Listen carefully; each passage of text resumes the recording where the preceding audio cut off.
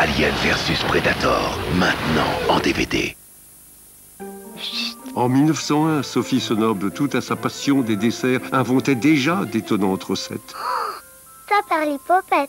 Aujourd'hui, Sonoble associe le fondant d'une crème aux œufs à la finesse de blanc en neige. Oh, ce petit pot de crème en neige. Sonoble, le goût avant tout.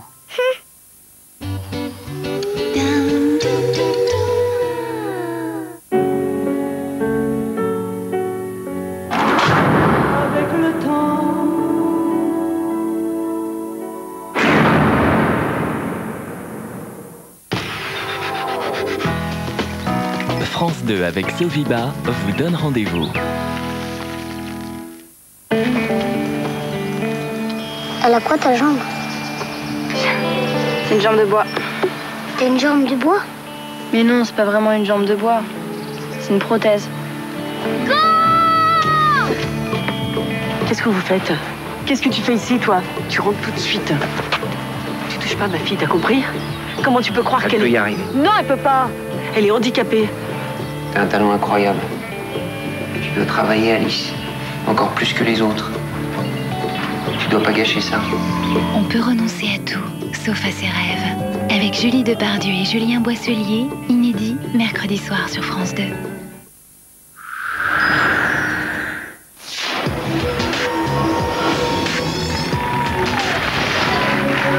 Bonjour à tous, merci d'être avec nous. J'espère que votre week-end s'est bien passé. On est ravis de démarrer cette nouvelle semaine en votre compagnie. Et c'est l'occasion de rencontrer une ravissante gagnante qui s'appelle Lalmia, qui vient de Nanterre, dans les Hauts-de-Seine. Elle travaille dans le prêt-à-porter. Et côté loisirs, elle va nous expliquer ce qu'elle aime. Bonjour Lalmia, soyez la bienvenue. Oui, alors côté loisirs. Côté loisirs, lecture, un peu d'écriture aussi. Oui. Voilà, sortie musée. Ah oui, très culturel tout ça, c'est bien. Lalmia, donc une tête bien pleine. On essaye. Et bien faite. On essaye. Lalmia, voici la roue. Les espoirs se concrétisent. C'est quand vous voulez. Et c'est parti de 20 000 à 1 million d'euros. C'est votre maman qui est avec vous. Bonjour madame. Tout va bien? Vous couvez votre fille du regard, c'est ça? Alors attention, Lalmia, c'est en train de ralentir. Et ce sont, on va le savoir très vite maintenant, ce sont 20 000 euros pour vous. Racontez-moi, Lalmia. Oui. Est-ce que vous avez déjà un projet qui vous tient particulièrement à voyage? Oui, donc surtout pour améliorer le quotidien, les vacances. Le voyage, ce serait quelle destination? Peut-être les Antilles. Bien, vous allez vous régaler. Ouais. Merci d'avoir joué avec nous. On vous embrasse, à très vite.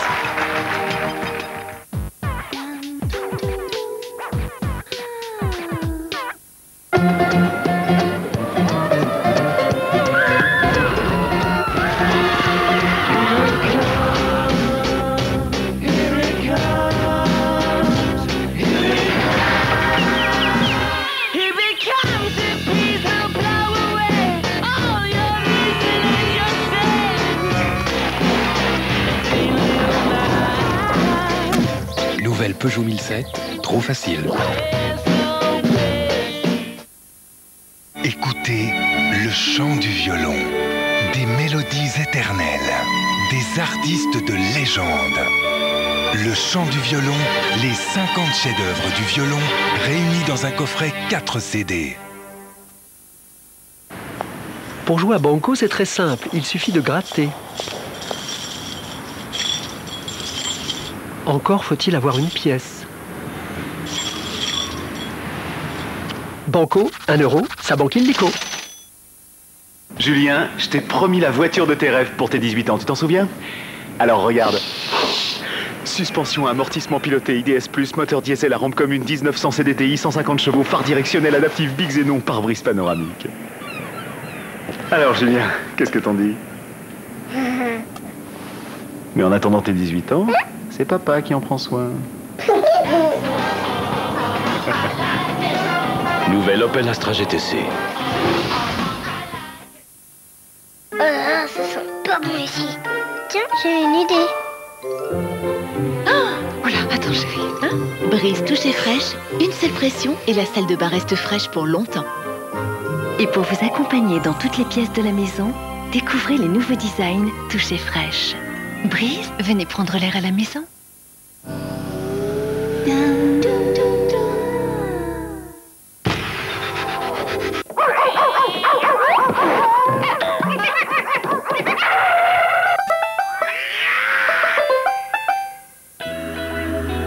Bonjour à tous, c'est un mois de mai qui débute chaud de vent. Enfin, il n'y a pas eu beaucoup de vent, mais il a fait chaud.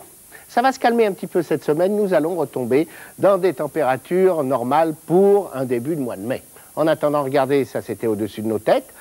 Ces dernières heures avec un temps très variable, des passages nuageux, laissant ici ou là quelques petits orages, la nuit dernière déjà, sur le nord-ouest. Et puis pour cet après-midi, il y en aura encore des orages dans la vallée de la Loire, également près des frontières du nord, et puis aussi sur la façade atlantique, du beau soleil sur l'est, et puis un petit peu de vent dans la vallée du Rhône, un vent de secteur sud, et un petit peu de vent d'automne dans la vallée de la Garonne, sans oublier le petit vent de sud là, sur la pointe bretonne. Les températures pour cet après-midi, elles sont encore douces d'ailleurs avec ces vents de secteur sud, puisque le minimum sera de 18 degrés sur la Bretagne, mais le maximum de 28 degrés à Strasbourg, à Besançon et même du côté de Grenoble. Alors, demain matin, au lever du jour, il y aura de très belles apparitions du soleil de la Picardie jusqu'à la Vendée, en descendant jusqu'au Pays Basque. Autour de la Méditerranée, il y aura un voile, parfois dense. Encore quelques orages très localisés sur le centre et puis du côté de la Franche-Comté.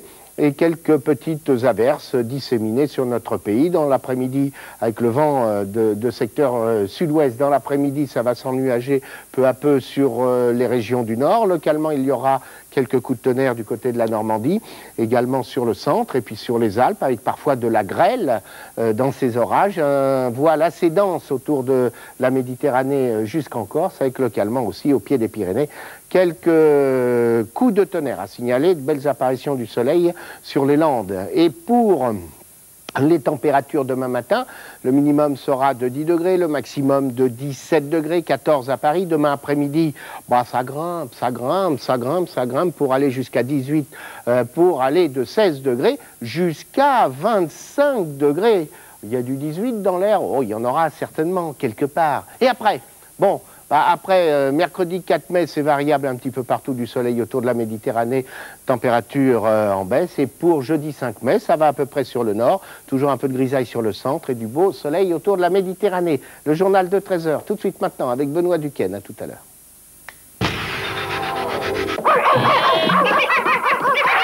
Parti, le contrat de confiance. Votre soirée sur France 2. Dalida, derrière le mythe, découvrez le côté sombre d'une vie de paillettes. Ensuite, Benoît Duquesne se penche sur le malaise des agriculteurs français. Et pour finir, Tchaïkovski squatte l'Opéra Bastille avec Eugène Onegin. France 2. Dalida le film, complément d'enquête et musique au cœur. Bonne soirée sur France 2.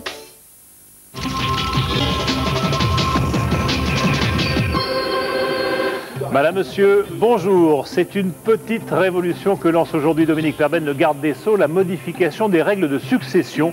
Dans ce domaine, le droit n'a pas été réformé depuis 1804. Il s'agit de l'adapter aux familles d'aujourd'hui. Les transports et les inquiétudes européennes, les salariés de Norbert d'Entresangles manifestent aujourd'hui contre l'embauche de conducteurs des pays de l'Est dans leur entreprise. L'Égypte qui renoue avec les attentats terroristes contre les touristes. 200 personnes ont été arrêtées hier. Nos envoyés spéciaux ont pu enquêter dans le quartier d'où venaient les kamikazes. Et puis Dalida, ce téléfilm en 2 parties de France 2 sur la vie de la chanteuse, c'est ce soir et demain soir, en première partie de soirée évidemment sur France 2, sans oublier l'Europe et notre débat du lundi entre Olivier Duhamel et Max Gallo. On va parler démocratie. Est-ce que la Constitution européenne est un plus dans ce domaine? Eh bien, réponse tout à l'heure, avec bien sûr vos questions au 51515 par SMS ou bien sur france2.fr par Internet. Voilà pour les principaux titres, avec toujours notre feuilleton de la semaine ou même de la quinzaine, puisque nous allons suivre des élèves d'une classe de rattrapage. Ils sont dans une école privée et pour les motiver, leurs professeurs les font travailler une comédie musicale qu'ils vont jouer, devinez où, aux États-Unis.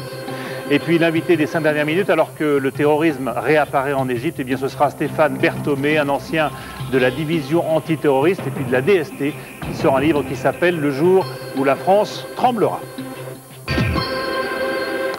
La famille change, on se marie, on se sépare, on se paxe, on recompose sa famille. Les parents et les grands-parents vivent de plus en plus vieux, autant de raisons d'adapter les règles de succession. Ce droit, je vous le disais, n'a pas changé depuis 1804, alors qu'il y a 450 000 successions par an. Plus de souplesse, de rapidité, c'est donc le credo du garde des Sceaux, Dominique Perben, qui s'exprimait ce matin devant le congrès des notaires à Nantes. Anne Guéry et Frédéric Faure. La jolie maison familiale que l'on se dispute entre héritiers et qui, faute d'accord, va rester à l'abandon, tomber en ruine. Il est des héritages qui vous pourrissent la vie. Pour amoindrir les querelles et les blocages, premier volet, rendre la succession plus facile, plus rapide. Tout d'abord, les héritiers auront 4 mois pour renoncer à la succession ou l'accepter et non plus 30 ans comme aujourd'hui. Ces mêmes héritiers pourront gérer les affaires courantes sans obligation d'accepter la succession. Enfin, pour effectuer ces actes immédiats, il faudra une majorité des 2/3 et non plus l'unanimité des héritiers. La règle de l'unanimité demeurera pour vendre, pour prendre les décisions les plus importantes. En revanche, pour l'administration courante, le paiement des charges de copropriété, débloquer un compte bancaire pour obtenir des liquidités afin de payer précisément les impôts ou les charges ou les factures EDF, dorénavant, seule effectivement la majorité des 2/3 sera requise. La règle aujourd'hui, c'est que la succession va à la descendance directe, autrement dit aux enfants. Deuxième volet de la réforme, permettre désormais les partages à l'amiable. Un donateur pourra de son vivant, avec l'accord de ses enfants, transmettre son héritage à ses petits-enfants. Il pourra également privilégier un enfant handicapé si toute la famille en est d'accord. Des ententes qui devront tout de même être validées chez le notaire. L'objectif, au bout du compte, c'est que l'héritage ne tourne plus vinaigre et que les patrimoines soient mieux préservés. Et puis autre sujet de ce congrès, le droit des familles européennes, ces familles sans frontières qui s'installent hors de leur pays d'origine. Ça concerne 5 millions de personnes en Europe et le phénomène est particulièrement répandu en France puisque les Anglais, les Néerlandais s'installent en masse dans les campagnes. Les Britanniques, par exemple, possèdent à eux seuls près de 3% de l'espace rural français. Et c'est pas sans conséquence. Laurent Di et Frédéric Vion. En Bretagne, c'est par la mer qu'ils arrivent, par ferry entier, à Roscoff. Pour le centre de la France, ils préfèrent l'avion, mais qui sont-ils ces envahisseurs? Selon les notaires, aujourd'hui en France, près d'un acheteur étranger sur 2 est un Anglais. Les Britanniques posséderaient d'ailleurs 3% de l'espace rural français. Jackie Brognard, par exemple, elle est écossaise, mais cela fait 1 an qu'elle habite le Pas-de-Calais. Sa maison lui aurait coûté 2 fois plus en Grande-Bretagne, et en plus ici c'est plus calme. C'est une vie en paix, pleine de repos, nous dit-elle. Ici, c'est vraiment très calme. Mais la France ne séduit pas que les Anglais. Plus d'1 400 000 de nos voisins européens auraient décidé de s'établir en France. Outre les Britanniques, c'est un peloton composé d'Allemands, de Belges et de Néerlandais qui arrive en tête. Au total, les achats immobiliers par des étrangers sont en hausse, plus 3% en 2002. Dans certains départements, comme le Lot, la Creuse, la Charente ou la Dordogne, 20% des maisons anciennes ont été achetées par des ressortissants étrangers. Avec ces investissements, nos voisins participent à la conservation du patrimoine, mais on les accuse aussi d'être responsables d'une partie de la hausse de l'immobilier. Et toujours à propos de l'Europe, l'inquiétude des salariés à Saint-Vallier dans la Drôme. Les chauffeurs routiers de l'entreprise Norbert d'Entresangles, un groupe qui emploie 13 000 personnes dans le monde entier, s'inquiètent de voir embaucher des chauffeurs dans les pays de l'Est, des salariés bien sûr, moins bien payés qu'eux. Ils manifestaient ce matin, Didier Aiguillot et Philippe Fivet. On a peur pour notre emploi, parce qu'il y a, chez Norbert d'Entresangles, il y a une vague des gens des pays de l'Est qui vont arriver. Des chauffeurs routiers venus des pays de l'Est qui travaillent pour Norbert d'Entresangles, il y en aurait déjà des dizaines, selon les syndicalistes du groupe. Et pour la direction, le calcul est simple. Quand un chauffeur routier français perçoit un salaire de 2 000 €, il n'est que de 500 € pour le polonais ou le tchèque. Le bénéfice est séduisant. La société polonaise met à disposition de Norbert d'Entresangles des salariés payés sous le statut polonais. Donc il est simple qu'aujourd'hui, quand vous êtes capable de baisser votre masse salariale de 50%, les dividendes qui vont en ressortir vont être assez fantastiques globalement. Et c'est justement pour lutter contre cette pression venue de l'Europe qu'à l'appel de tous les syndicats, les chauffeurs routiers manifestent depuis 7 h ce matin aux portes de l'entreprise. Selon eux, la concurrence est déloyale, les chauffeurs étrangers sont sous-payés et à terme ce sera du travail en moins pour les Français. Ainsi, le transport chimique longue distance, c'est désormais terminé. Nous allons faire les pays limitrophes à la France, Italie, Espagne, les pays comme la Pologne, la Roumanie, la Hongrie, c'est fini, on n'en fait plus. Donc ça veut dire que ces voyages-là, on les a, ce qui va les faire, ce sont ces gens-là. Il faut bien qu'ils travaillent, il faut bien qu'ils mangent, mais c'est au détriment de nous qui avons monté ces lignes-là, qui avons fait monter cette société. Tout à l'heure, une délégation a été reçue par la direction, une direction qui explique que pour faire face à la concurrence, il faut s'adapter. Il en irait de la survie des 12 000 salariés du groupe. Et pendant que les chauffeurs polonais viennent donc travailler en France, ce qui n'a rien à voir avec la Constitution, eh bien les agriculteurs français vont s'installer en Pologne, en Roumanie et voire en Ukraine. Ils se délocalisent eux-mêmes pour continuer à travailler. Extrait d'un reportage de complément d'enquête consacré ce soir au malaise et à la révolte des paysans.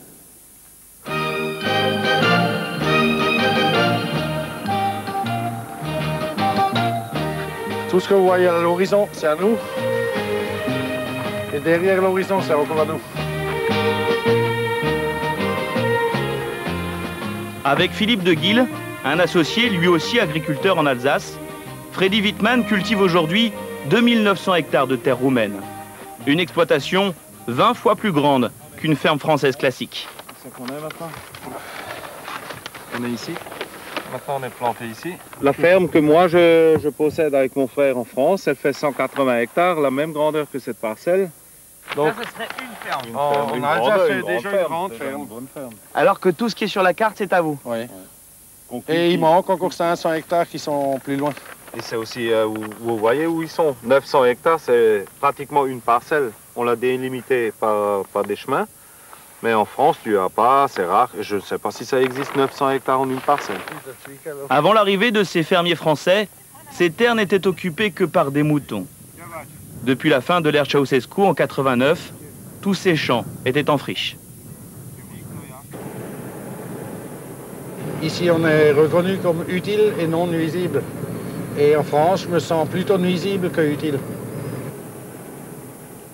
Voilà pour cet extrait complément d'enquête. C'est donc ce soir 22h50 sur France 2 après Dalida, avec notamment un sujet émouvant sur le suicide des agriculteurs et puis une enquête sur ceux qui choisissent la violence pour se faire entendre. Il s'agit des comités d'action viticole qui parlent pour la première fois. Mais restons donc dans l'agriculture avec le commerce équitable. Il s'agit, vous le savez, de protéger les producteurs des pays du Sud, quitte à payer un peu plus cher leur production.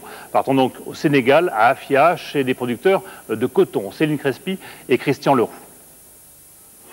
Au milieu du coton classique, un coton dit équitable. Dans les rayonnages, le commerce éthique a trouvé sa place. Son chiffre d'affaires a triplé en 3 ans. 60% des clients en connaissent le principe. Ça rémunère des gens correctement, on va dire, voilà, pour leur travail. Alors que d'habitude, dans ces pays-là, ils sont plutôt sous-payés. C'est pour aider, en fait. Voilà. Bon, il faudrait que beaucoup de gens le fassent. Nous voici à Afia, un village sénégalais à 700 km de Dakar. Depuis toujours, on cultive le coton ici, de bonne qualité, très compétitif, et pourtant qui n'arrive pas à se vendre, car le coton africain souffre d'une concurrence déloyale des pays développés.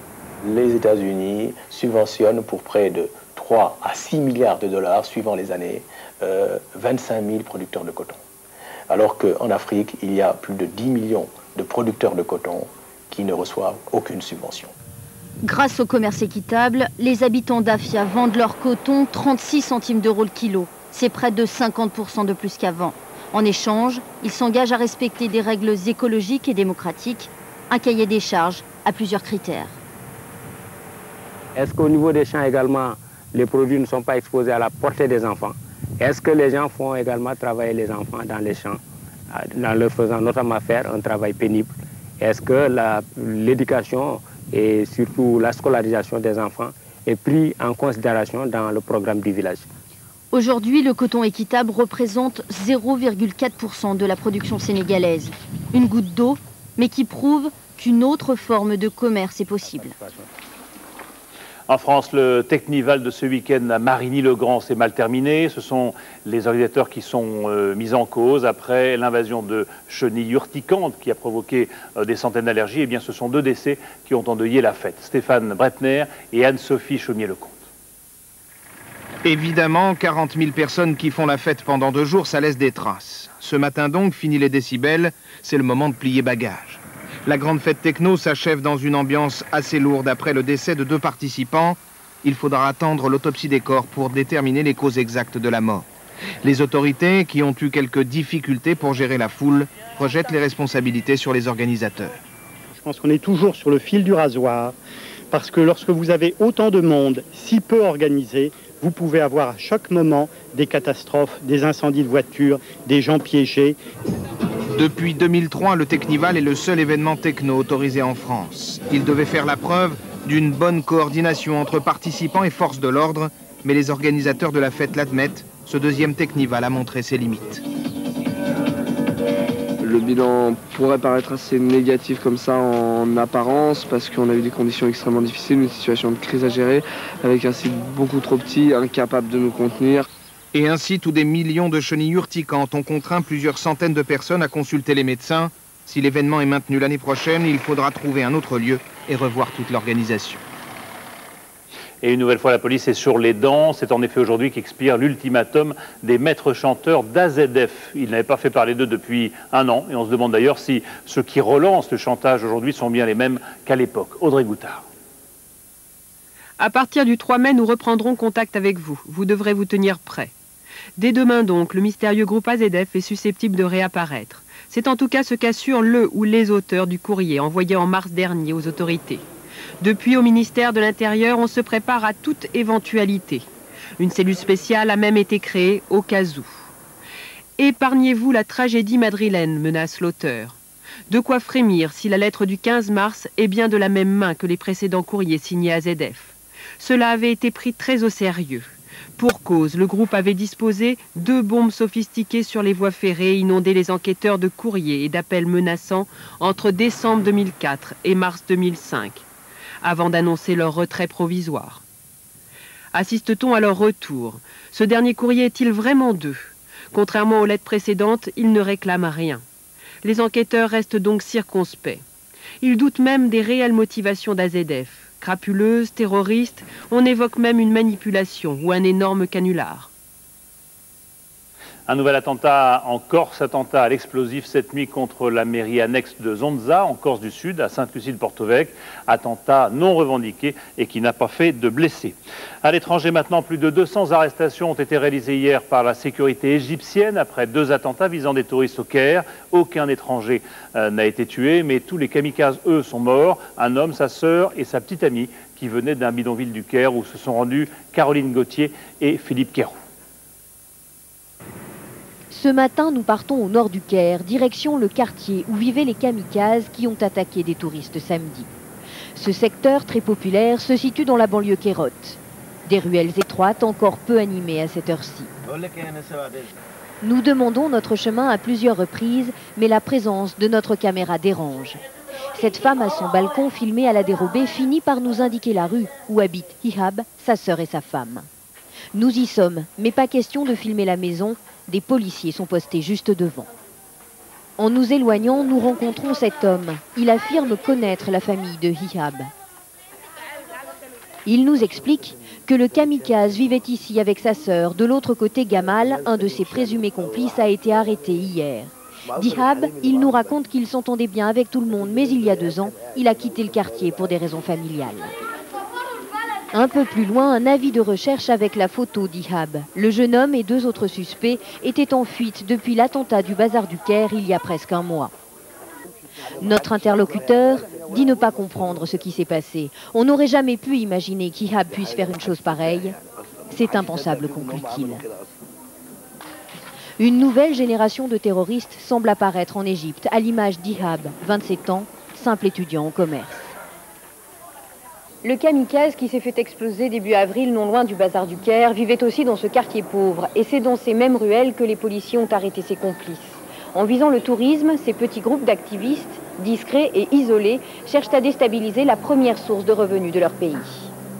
Et sur ce retour du terrorisme en Égypte, sur le terrorisme islamiste en France, eh bien nous parlerons à la fin de ce journal avec Stéphane Berthomé, un policier qui a été membre de la DNAT et de la DST et qui luttait justement contre le terrorisme. En Irak, une nouvelle prise d'otage, cette fois d'un ressortissant australien, Douglas Wood, un homme de 63 ans qu'on voit sur cette cassette. Les ravisseurs exigent le retrait des troupes australiennes d'Irak, ce que refuse le Premier ministre à Canberra, alors que son pays dispose de 550 soldats sur place et que 350 autres doivent arriver en renfort. Et puis toujours à propos de l'Irak, notre rappel quotidien, notre consoeur Florence Aubenas et son guide Hussein Hanoun sont toujours retenus en otage depuis maintenant 117 jours. L'Angleterre et les élections législatives. On est à J-3. Tony Blair est bien sûr favori des sondages. Il brigue son 3e mandat et surfe sur un bilan économique plus que favorable. Environ 4% de chômeurs, un niveau de vie des Anglais qui a progressé plus vite que le nôtre en 10 ans, une croissance à plus de 3% et des charges sociales 4 fois inférieures aux nôtres. Bref, le credo de Tony Blair et de sa 3e voie, c'est la flexibilité et le pragmatisme. Exemple, dans une PME britannique qui fabrique des cerfs-volants avec Arnaud Miguet et Dominique Marotel. À l'âge de 32 ans, ce champion du monde de cerfs-volants vit sur un petit nuage. Karl n'a plus vraiment le temps de s'entraîner dans les parcs londoniens. Depuis 5 ans, il a réussi à transformer sa passion de toujours en une PME qui a pris son envol. Il est plus facile de créer une entreprise ici qu'ailleurs en Europe. Et il suffit simplement de vous enregistrer. Il y a moins de bureaucratie. En Angleterre, en 15 minutes, le tour est joué, on peut devenir patron. Dans son atelier, Karl emploie 4 personnes, 3 plein temps, 1 à mi-temps. Quand il a une grosse commande, il peut avoir jusqu'à 6 salariés. C'est la flexibilité de l'emploi, présentée comme la clé du succès économique de la Grande-Bretagne et remède contre le chômage. On embauche des gens, ceux qui sont bien on les garde, les autres on leur demande de ne pas revenir. C'est aussi simple que ça. À 22 ans, Hélène en est à son 3e emploi. Comme 70% des Britanniques de son âge, elle gagne sa vie, 2 000 € par mois, presque le salaire moyen à Londres. Non, ça marche bien pour tout le monde en ce moment. Et moi, je peux mettre du beurre dans mes épinards. Au Royaume-Uni, un emploi est créé toutes les 3 minutes et la croissance tire tout le monde vers le haut. C'est ici que l'on travaille le plus grand nombre d'heures en Europe et ça crée de nouveaux emplois. Greg est promeneur professionnel de chiens des autres. Il a donc plusieurs patrons. Voilà Tan, il vend des meubles de luxe. Ça c'est Nash, il écrit pour la télévision. Bonnie, lui, est un agent immobilier. Et il en vit plutôt bien, 1 500 € par mois après impôt. En tout cas, c'est mieux que s'il était au chômage où il ne toucherait que 300 € par mois. Les emplois de service représentent 70% de la richesse au Royaume-Uni où l'on compte sur l'innovation, l'imagination et parfois le système D. Au Beau-de-Provence, les habitants se demandent comment ils vont pouvoir faire face à leurs impôts locaux. Si le maire ne trouve pas de solution, il va en effet devoir les augmenter assez nettement puisque la taxe d'habitation passera de 7 à 48% et la taxe foncière de 8 à 54%. Alors pourquoi cette inflation? Eh bien tout simplement à cause de 2 décisions de justice qui condamnent la ville à indemniser un entrepreneur de travaux publics et le propriétaire d'un hôtel. Yannick Aroussi et Benoît Jourdan. Un site remarquable, des éperons rocheux façonnés par le temps. C'est ce qui fait aujourd'hui la fortune touristique des Beaux-de-Provence. Mais ces falaises pourraient aussi conduire la commune à la ruine. En septembre 1994, 300 tonnes de rochers se détachent de la colline à proximité d'un hôtel 3 étoiles. La commune engage une bataille de procédure. Elle estime à tort que le propriétaire de l'hôtel possède également la falaise. Résultat, l'établissement reste fermé pendant 6 ans et aujourd'hui la commune est condamnée à payer plus d'1 million d'indemnités. On aurait pu se passer de ça si l'hôtel était fermé pendant 6 mois, ce qui a été prévu au départ. Il n'y aurait jamais eu la moindre chose. Jamais. Alors, ben voilà, mais 6 mois, c'était une perte totale pour les gens qui tenaient l'hôtel et pour nous. Comment payer 1,4 million d'indemnités avec un budget de 2 millions? La Chambre régionale des comptes propose d'augmenter de 600% la fiscalité locale. Un suicide selon le maire qui tente de faire échelonner la dette.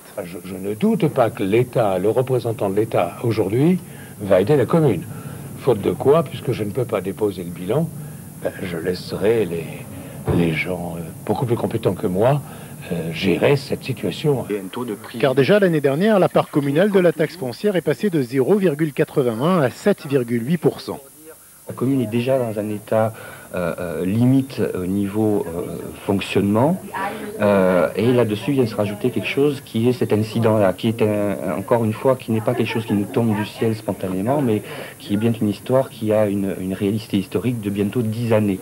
Les 400 habitants des Baux seront fixés sur leur sort dans le courant du mois. Pour ne rien arranger, la fréquentation touristique est plutôt à la baisse ces temps-ci. Et puis à Paris, c'est encore le Paris Saint-Germain qui fait parler de lui, avec en principe, cette fois, changement du président, Francis Grail, qui devrait être démis de ses fonctions cet après-midi. On saura ce qu'il en est et qui le remplace, mais un nom, bien sûr, est plus prononcé que les autres. Manuel Tissier et Mathieu Birdet. Laurent Fournier et les joueurs parisiens n'auraient plus de président ce matin. Ce n'est pas tout à fait officiel, mais c'est un peu plus qu'une rumeur. la presse quotidienne est catégorique. Francis Grail sera remplacé cet après-midi par Pierre Blaillot. Supporters et joueurs sont sur la même longueur d'onde, un peu sceptiques sur ce nouveau remaniement. À mon avis, si un jour on va avoir un bon club à Paris, il va falloir se stabiliser un petit peu. Bon, voilà, ça c'est mon avis de joueur. On laisse pas le temps aux gens de s'exprimer et d'aller jusqu'au bout de leur situation. 4 mois après avoir sacrifié son ami Ali Lodzik pour manque de résultats, Francis Grail se retrouve donc dans la peau du salarié congédié. Canal+, l'actionnaire majoritaire, n'aurait pas été convaincu par le plan de reprise de l'ancien président lillois. Grail, de plus en plus isolé, était régulièrement insulté au Parc des Princes par des supporters furieux de ses décisions en matière de sécurité. Président depuis 2 ans, Grail a pourtant réussi à offrir une Coupe de France et une place de 2e en championnat au Paris Saint-Germain. Ce n'était visiblement pas assez. Canal+ recrute son 5e président en 14 ans. Pierre Blaillot, 54 ans, est le favori de la chaîne cryptée. Ancien patron de Moulinex, il a aussi dirigé le Stade Rennais, où il avait embauché un certain Paul Le Guen. Peut-être un indice sur le nom du futur manager général du PSG. La Pentecôte de tous les dangers, ou en tout cas de toutes les polémiques. Jean-Pierre Raffarin a installé ce matin la commission qui doit veiller à la bonne utilisation des 2 milliards d'euros collectés. L'occasion de réaffirmer le caractère inéluctable du lundi travaillé. Selon lui, nous n'avons guère le choix, a dit le Premier ministre. Et puis Jacques Chirac, lui, inaugurait ce matin les rencontres pour l'Europe de la culture. Il s'agit du rassemblement de centaines d'artistes, d'intellectuels de tous les États de l'Union et bien sûr de la plupart des ministres de la culture des 25. En ouverture, Jacques Chirac a réaffirmé l'avancée considérable que représenterait à ses yeux le traité constitutionnel. On l'écoute. Avec le traité constitutionnel, la légitimité de chaque État pour définir et pour conduire sa propre politique culturelle est clairement établie. L'Union européenne, elle, voit son rôle reconnu, venir en appui des États pour soutenir ou pour compléter leur action, comme le dit la Constitution, pour mettre en évidence notre héritage culturel commun. Pour la première fois, la vocation culturelle de la construction européenne sera élevée au rang des objectifs fondamentaux de l'Union. Et puisque nous parlons de l'Europe et que